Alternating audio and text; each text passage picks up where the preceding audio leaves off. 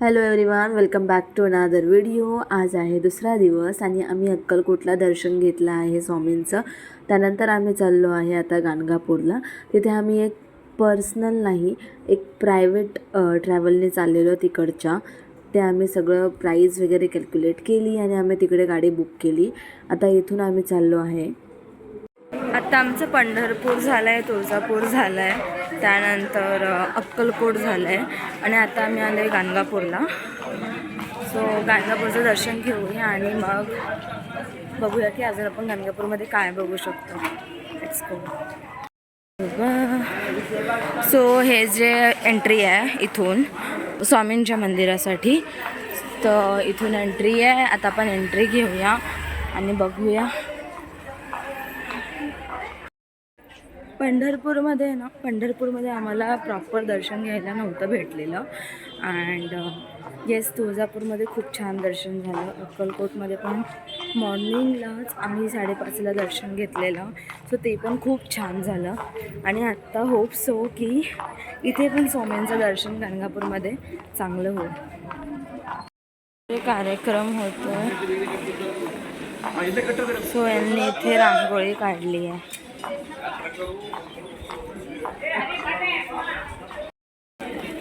असं वाटतं इथे काहीतरी कार्यक्रम आहे, त्यामुळे इथे आहे ना ही रांगोळी काढली गेली आहे.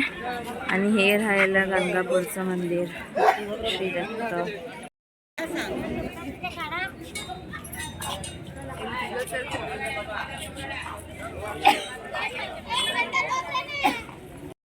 ते मोठे मोठे हार फुलं घेऊन गेले रिटर्न, आणि तेच आपल्याला आणि सडळ.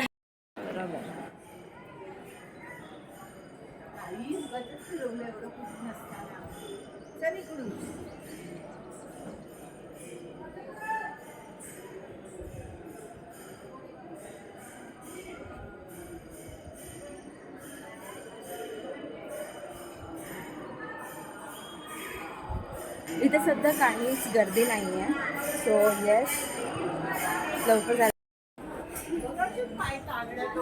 आम्हाला तिकडे तर गर्दी नाही भेटली, पण इथे थोडीशी आहे, माणसं आहेत. आणि मला जेवढा आवाज आला, आरती पण चालू आहे. This is the best thing it is happening with अस.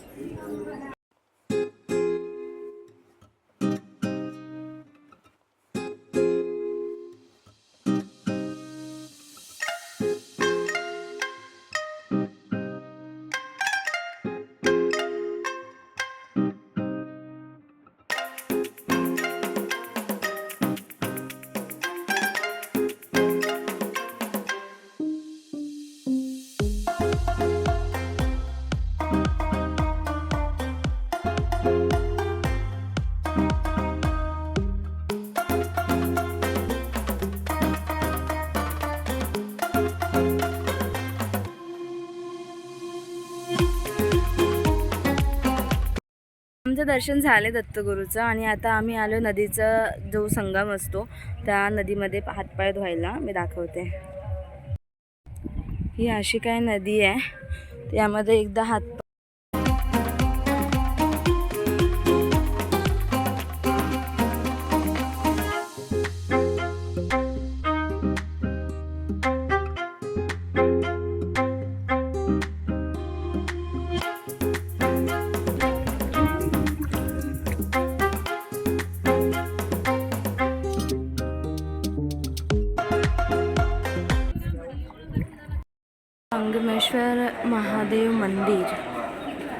संगमेश्वर महादेव मंदिर.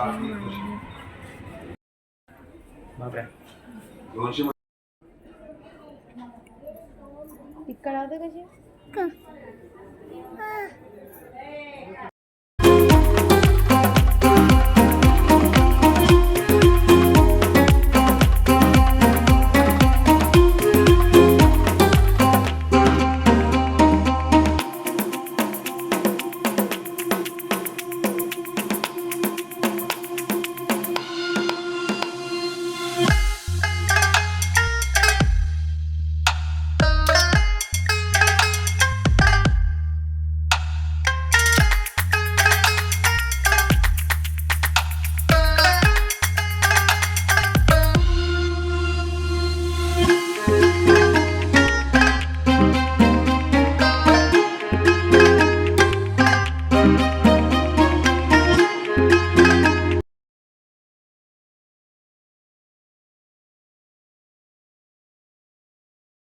गाणगापूरच्या मंदिरानंतर आम्ही भरपूर ठिकाणी गेलेलो. त्यामधलंच एक आहे भस्माचा डोंगर. त्या ठिकाणी ना एक अशी उतरण लावली जाते. 5 किंवा 6 दगड एकावर एक ठेवून त्याची उतरण लावतात. उतरण म्हणजे काय, की आपलं काय घर असू शकतं, किती मजलीचं, असं काहीतरी हे याच्यामागचं लॉजिक आहे. आणि खूप जण लावत होते.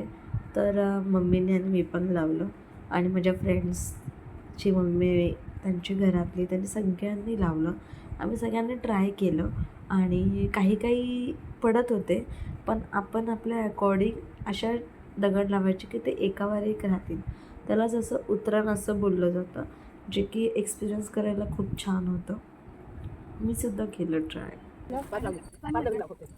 नाही लागत तर काय करणार? पाडायचे दुसऱ्यांचे हो.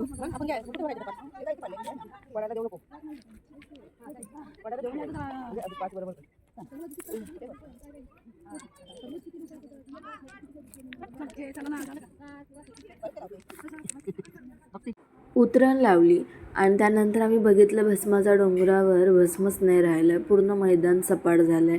आणि मग ठीक आहे, आम्ही बघितलं आणि बघितल्यानंतर आम्ही पुन्हा गाणगापूरवरून अक्कलकोटला गेलो स्वामींच्या प्रसादासाठी, दुपारच्या जेवणासाठी. आणि तिथे जेवणामध्ये पूर्ण जे जेवण होतं ते एकादशीचंच होतं. सो येस, वरईचा भात, साबुदाण्याची खिचडी, केळं, हे सगळं तिथे जेवण होतं. सो आम्ही जेवलो आणि मग आम्ही संध्याकाळी निघालो एकमुखी दत्तला. आणि एकमुखी दत्तमध्ये जाताना आम्हाला एक मुलांची पिकनिकसुद्धा आलेली तिकडे. सो त्या मुलांसोबत गप्पा मारल्या, त्यांच्यासोबत चाललो, पळलो, धावलो, त्यांच्यासोबत दर्शन घेतलं. कारण मंदिर जे आहे ना ते अगेन आमच्यासोबत हेच होत होतं की संध्याकाळी मंदिर 5-10 मिनटाच्या ह्याच्यावर बंद व्हायच्या ह्याच्यामध्ये आम्ही पोचायचो. पण फायनली आम्हाला दर्शन भेटलं आणि येस, बंद व्हायच्या अगोदरच भेटलं. तिकडे पण आरतीच चालू होती रात्रीची. सो आम्ही एंट्री घेतली आणि एकमुखी दत्त मी पहिल्यांदा बघितलेलं, जे की इतर एवढं सुंदर होतं ना बघण्यासाठी. एवढं छान त्यांना सजवलं होतं ना, तुम्ही बघू शकता. दर्शन घेतल्यानंतर आम्ही जेवायला गेलो आणि जेवण केलं. अशा पद्धतीने दुसरा दिवस संपला. थँक्यू.